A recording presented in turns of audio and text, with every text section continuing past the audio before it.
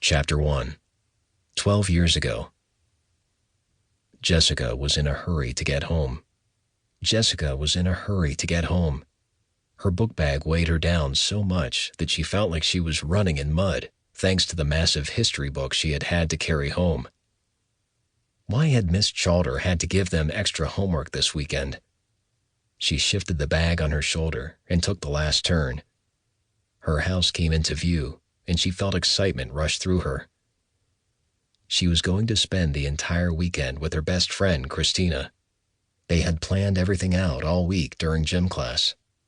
Mrs. Hosley was one of the best teachers ever and never forced them to do much beyond running and stupid aerobics, so naturally, they spent the entire period together. Jess rushed around the house to the back door. "The front door is for guests only," her mother had told her more than a dozen times.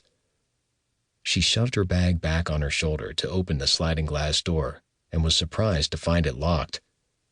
Her parents never locked the back door, not even when they weren't home.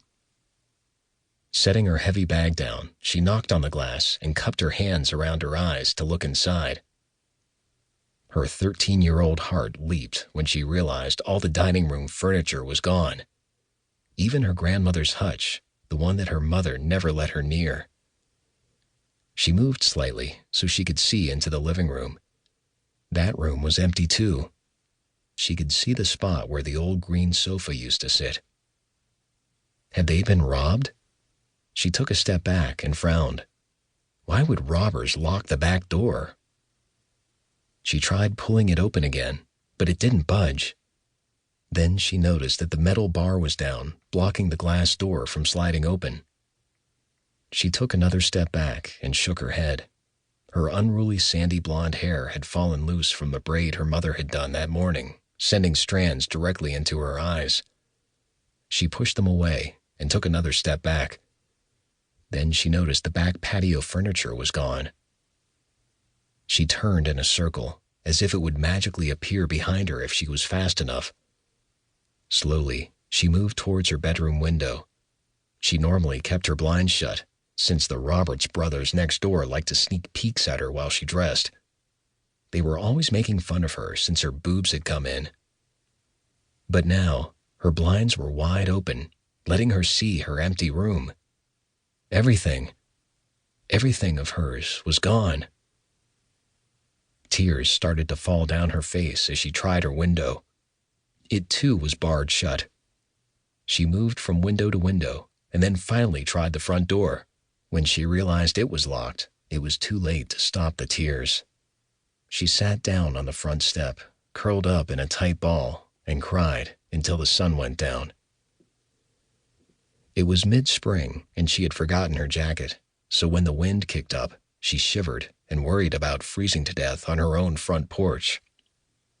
Her young mind went over every scenario it could come up with. Her parents had walked in on a burglary and had been kidnapped. Her parents were really spies for the government, and their cover had been blown, or they had been found out and kidnapped. Her parents had been killed in a freak accident, and the cops had sold all their stuff. Her parents hated her and no longer wanted her, or wanted to live in Hidden Creek, Georgia.